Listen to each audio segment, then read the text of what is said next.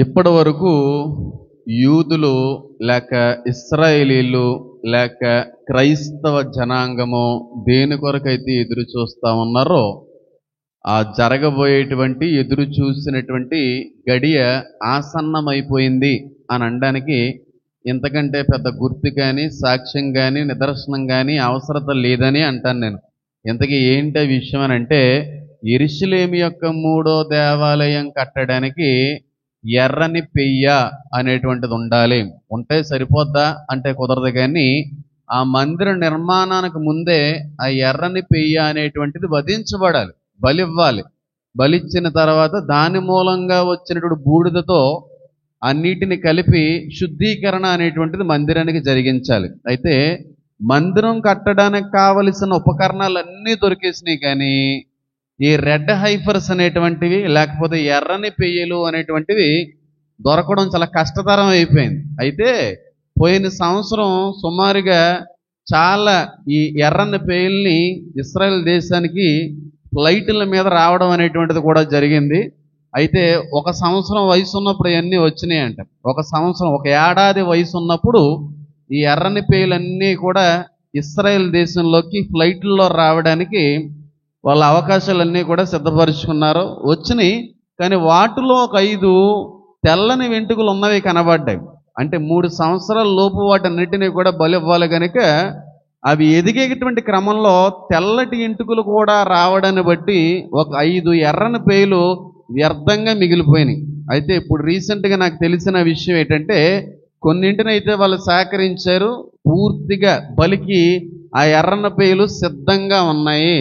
ఏ కలంకము, ఏ విధమైన డాగు, ఏ విధమైన తెల్ల నెల్ల వెంట్రుకలు లేకుండా ఎర్రని పెయ్యులు సిద్ధంగా ఉన్నాయి. ఇదంతా కూడా నేను ఎప్పుడూ చెప్పిందే, కొత్తగా చెప్పేటువంటి విషయం అయితే ఏం కాదు. కానీ నిజంగా కొన్నిసార్లు కొత్త విషయాలు తెలుస్తున్నప్పుడు చాలా ఆశ్చర్యంతో పాటుగా నాకు నవ్వు కూడా వస్తూ ఉంటుంది. ఎందుకంటే ఆ ఎర్రని పేలు ఎప్పుడైతే ఎయిర్పోర్ట్లో దిగాయో పెద్ద పెద్ద పాస్టర్లందరూ, యూదులందరూ కూడా, యాజకులందరూ కూడా వెళ్ళి వాటి గ్రాండ్ వెల్కమ్ పలికారంట. మనకన్నా ఉంటుందేమో అంత గ్రాండ్ వెల్కమ్, వాటి అంతగా గ్రాండ్ వెల్కమ్ పలికారని నా వరకైతే వచ్చింది. నిజంగా ఎన్నో సంవత్సరాల నుంచి ఎదురు చూస్తున్న గడియ.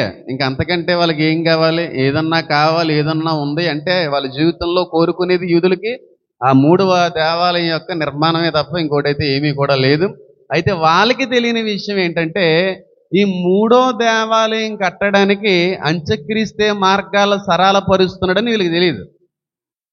ఇంతకీ ఆ 3వ దేవాలయం కట్టడం వల్ల వీళ్ళకి ప్రయోజనం అనుకుంటున్నారు, కానీ అంత్యక్రీస్తుకి మార్గాలను సరళపరుస్తున్నారనే విషయం యూదులు గమనించుకోలేకపోతున్నారు.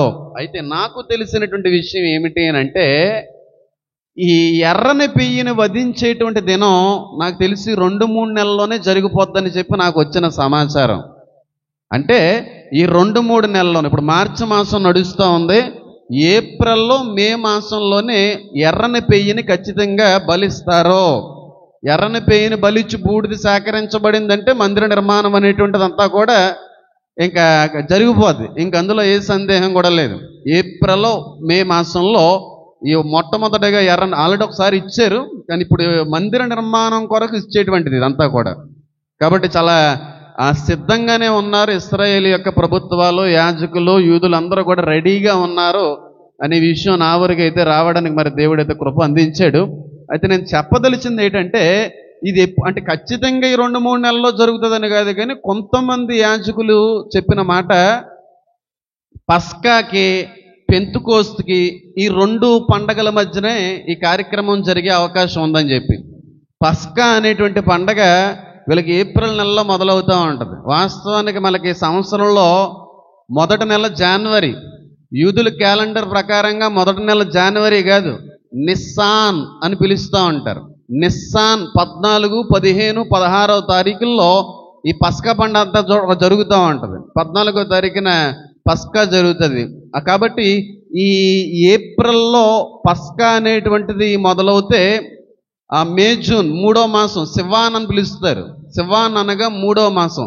3వ మాసంలో పెంతుకోస్తు వస్తూ ఉంది. ఈ పెంతుకోస్తుకి ఈ పస్కాకి మధ్యలోనే ఇది జరిగే అవకాశం ఉంది అని చెప్పి కొంతమంది యొక్క సమాచారం నా వరకు అయితే వచ్చింది.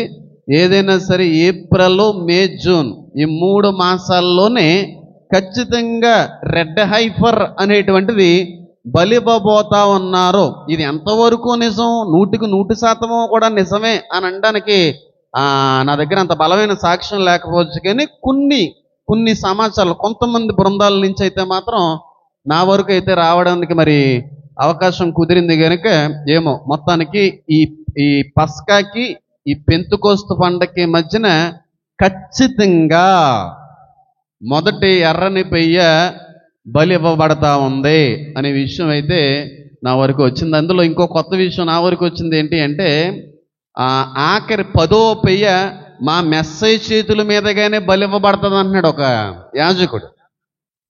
10వ ఇంకా పూర్తిగా లాస్ట్ పెయ్యని ఇంకా సంపూర్తి చేసేటువంటి ఆఖరి పెయ్య మా దగ్గరున్న మెస్సయ్యే దాన్ని బలి ఇవ్వబోతున్నాడు అంటున్నాడు. అది కూడా మరి ఎంతవరకు నిజం అనేది నాకైతే తెలియదు, కానీ ఆఖరి పెయ్య 10వ పెయ్యని ఎర్రని పెయ్య మా దగ్గర ఉన్నటువంటి మెస్సయ్య దాన్ని బలి ఇవ్వబోతున్నాడు. మేము కాదు ఇచ్చేది, ఆయన చేతులతోనే ఆఖరిగా దాన్ని పూర్తి చేయబోతున్నాం అనేటువంటి విషయం కూడా యూదుల నుంచి వచ్చినటువంటి సమాచారం నా వరకు అయితే వచ్చింది. కనుక మనం అందరం కూడా సిద్ధపడవలసిన అవసరత ఉంది. ఇంకా లోతుగా పరిశీలించవలసిన అవసరత అయితే ఉన్నప్పటికీ కూడా చాలామంది రీసెంట్గా నేను పోలింగ్ పెట్టాను యూట్యూబ్లో. దేని గురించి ఎక్కువగా మీరు వినాలని ఆశపడుతున్నారు అని అంటే, ఇంచుమించుగా 80% పోలింగ్, చాలామంది పోల్ చేశారు. దానికి 80% మంది రాకడ సంబంధమైన, ప్రకటన సంబంధమైన విషయాల మీద మాత్రమే మాకు వీడియోలను అందించండి అని చెప్పి చాలామంది వాళ్ళ ఆసక్తిని తెలియపరిచారు. కనుక ఇవన్నీ కూడా మిగిలి ఉన్న అన్నీ కూడా ప్రత్యేకంగా ప్రతి వారం కూడా ఒక్కొక్క వీడియో సందేశాన్ని నేనైతే ఇవ్వబోతున్నాను. రాకడ గుర్తులు, మరి ప్రాముఖ్యంగా ప్రకటన గ్రంథానికి సంబంధించినటువంటి విషయాలన్నీ కూడా వీడియో పూర్వకంగా ఇవ్వబోతా ఉన్నాను. కనుక దయచేసి మీరు అందరూ కూడా గమనించండి. ఇంకా రానే ఉన్నవాడు ఆలస్యం చేయక వచ్చుచున్నాడు అని అనడానికి ఇంతకంటే పెద్ద నిదర్శనం అవసరత లేనే